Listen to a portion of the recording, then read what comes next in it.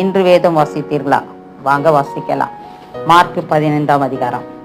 பொழுது விடிந்தவுடனே பிரதான ஆசாரியரும் மூப்பரும் வேத பாரகரும் ஆலோசனை சங்கத்தார் அனைவரும் கூடி ஆலோசனை பண்ணி இயேசுவை கட்டி கொண்டு போய் பிலாத்துனிடத்தில் ஒப்பு கொடுத்தார்கள். பிலாத்து அவரை நோக்கி, நீ யூதருடைய ராஜாவா என்று கேட்டான். அதற்கு அவர், நீர் சொல்லுகிறபடிதான் என்றார். பிரதான ஆசாரியர்கள் அவர் மேல் அநேக குற்றங்களை சாட்டினார்கள். அவரோ மாறுத்திரம் ஒன்றும் சொல்லவில்லை. அப்பொழுது பிலாத்து மறுபடியும் அவரை நோக்கி, இதோ இவர்கள் உண்மையில் எத்தனையோ குற்றங்களை சாட்டுகிறார்களே, அதற்கு நீ உத்தரவு ஒன்றும் சொல்லுகிறதில்லையா என்று கேட்டான். இயேசுவோ அப்பொழுதும் உத்தரவு ஒன்றும் சொல்லவில்லை. அதனால் பிலாத்து ஆச்சரியப்பட்டான். காவல் பண்ணப்பட்டவர்களில் எவனை விடுதலையாக்க வேண்டும் என்று ஜனங்கள் கேட்டுக்கொள்வார்களோ அவனை அவர்களுக்காக விடுதலையாக்குவது பண்டிகை தோறும் பிலாத்துக்கு வழக்கமாயிருந்தது. கலகம் பண்ணி அந்த கலகத்தில் கொலை செய்து அதற்காக காவல் பண்ணப்பட்டவர்களில் பரபாஸ் எனப்பட்ட ஒருவன் இருந்தான். ஜனங்கள் வழக்கத்தின்படியே தங்களுக்கு ஒருவனை விடுதலையாக்க வேண்டும் என்று சத்தமிட்டு கேட்டுக்கொள்ள தொடங்கினார்கள். பொறாமையினாலே பிரதான ஆசாரியர்கள் அவரை ஒப்புக் கொடுத்தார்கள் என்று பிலாத்து அறிந்து அவளை நோக்கி, நான் யூதருடைய ராஜாவை உங்களுக்கு விடுதலையாக்க வேண்டும் என்று இருக்கிறீர்களா என்று கேட்டான். பரபாசை தங்களுக்கு விடுதலையாக்க வேண்டும் என்று ஜனங்கள் கேட்டுக்கொள்ளும்படி பிரதான ஆசாரியர்கள் அவர்களை ஏவி விட்டார்கள். பிலாத்து மறுபடியும் அவர்களை நோக்கி, அப்படியானால் யூதருடைய ராஜாவென்று நீங்கள் சொல்லுகிறவனை நான் என்ன செய்ய வேண்டும் என்று கேட்டான். அவனை சிலுவையில் அறையும் என்று மறுபடியும் சத்தமிட்டு சொன்னார்கள். அதற்கு பிலாத்து, ஏன், என்ன பொல்லாப்பு செய்தான் என்றான். அவர்களோ அவனை சிலுவையில் அறையும் என்று பின்னும் அதிகமாய் கூக்குரலிட்டு சொன்னார்கள். அப்பொழுது பிலாத்து ஜனங்களை பிரியப்படுத்த மனதுள்ளவனாய் பரபாசை அவர்களுக்கு விடுதலையாக்கி இயேசுவையோ வாரினால் அடிப்பித்து சிலுவையில் அறையும்படிக்கு ஒப்பு கொடுத்தான். அப்பொழுது போர் செய்வகர் அவரை தேசாதிபதியின் அரமனையாகிய மாளிகையில் கொண்டு போய் அவ்விடத்தில் போர்ச்செய்யுடைய கூட்டம் முழுவதையும் கூடி வரச் செய்து சிவப்பான மேலங்கியை அவருக்கு உடுத்தி முள்முடியை பின்னி அவருக்கு சூட்டி, யூதருடைய ராஜாவே வாழ்க என்று அவரை வாழ்த்தி அவரை சிரசில் கோலால் அடித்து அவர்கள் துப்பி முழங்கால் படியிட்டு அவரை வணங்கினார்கள். அவரை பரியாசம் பண்ணின பின்பு சிவப்பான அங்கியை கலற்றி அவருடைய வஸ்திரங்களை அவருக்கு உடுத்தி அவரை சிலுவையில் அறையும்படி வெளியே கொண்டு போனார்கள். சிரேனே ஊரானும் அலெக்சந்தருக்கும் ரூப்புக்கும் தகப்பனுமாகிய சீமோன் என்னப்பட்ட ஒருவன் நாட்டிலிருந்து அவ்வளிய வருகையில் அவருடைய சிலுவையை சுமக்கும்படி அவனை பலவந்தம் பண்ணினார்கள். கபாலஸ்தலம் என்று அர்த்தம் கொல்கதா எனும் இடத்துக்கு அவரை கொண்டு போய் வெள்ளை போலும் கலந்த திராட்சை ரசத்தை அவருக்கு குடிக்க கொடுத்தார்கள். அவர் அதை ஏற்றுக்கொள்ளவில்லை. அப்பொழுது அவரை சிலுவையில் அறைந்தார்கள்.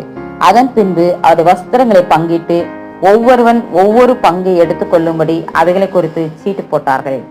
அவரை சிலுவையில் அறைந்த போது 3ஆம் மணி வேலையாய் இருந்தது.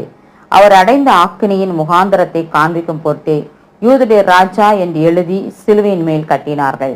அல்லாமலும் அவருடைய வலது பக்கத்தில் ஒருவனும் அவருடைய இடது பக்கத்தில் ஒருவனுமாக 2 கல்லரை அவரோடு கூட சிலுவைகளில் அறைந்தார்கள். அக்கிரமக்காரில் ஒருவனாக எண்ணப்பட்டார் என்கிற வேத வாக்கியம் அதனாலே நிறைவேறிற்று. அந்த வழியாய் நடந்து போகிறவர்கள் தங்கள் தலைகளை துலுக்கி, ஆ ஆ, தேவாலயத்தை இடித்து 3 நாளைக்குள்ளே கட்டுகிறவனே, உன்னை நீயே ரட்சித்துக்கொள், சிலுவையிலிருந்து இறங்கி வா என்று அவரை தூஷித்தார்கள். அப்படியே பிரதான ஆசாரியரும் வேத பாரகரும் தங்களுக்குள்ளே பரியாசம் பண்ணி மற்றவர்களை ரட்சித்தான், தன்னைத்தான் ரட்சித்துக் கொள்ள திராணி இல்லை. நாம் கண்டு விசுவாசிக்கத்தக்கதாக இஸ்ரவேலுக்கு ராஜாவாகிய கிறிஸ்து இப்பொழுது சிலுவையிலிருந்து இறங்கிவிட்டோம் என்று சொல்லிக் கொண்டார்கள். அவரோடு கூட சிலுவையில் அறையப்பட்டவர்களும் அவரை நிந்தித்தார்கள். 6ஆம் மணி நேரம் முதல் 9ஆம் மணி நேரம் வரைக்கும் பூமி எங்கும் அந்தகாரம் உண்டாயிற்று. 9ஆம் மணி நேரத்திலே இயேசு, எலோயி எலோயி லாமா சபக்தானி என்று மிகுந்த சத்தமிட்டு கூப்பிட்டார். அதற்கு, என் தேவனே என் தேவனே ஏன் என்னை கைவிட்டீர் என்று அர்த்தமாம்.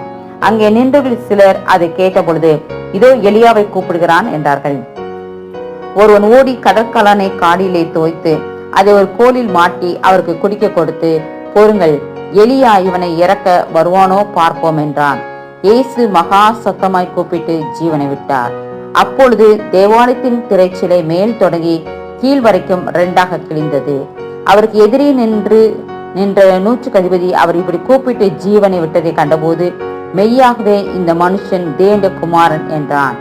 சில ஸ்திரீகளும் தூரத்திலிருந்து பார்த்து கொண்டிருந்தார்கள். அவர் கலிலேயாவில் இருந்த போது அவருக்கு பின் சென்று ஊழியம் செய்து வந்த மகதலேனா மரியாளும் சின்ன யாக்கோபுக்கும் யோசேக்கும் தாயாகிய மரியாளும் சலோமே என்பவளும் அவருடன் கூட எருசலேமுக்கு வந்திருந்த வேறு அநேக ஸ்திரீகளும் அவர்களோடு இருந்தார்கள்.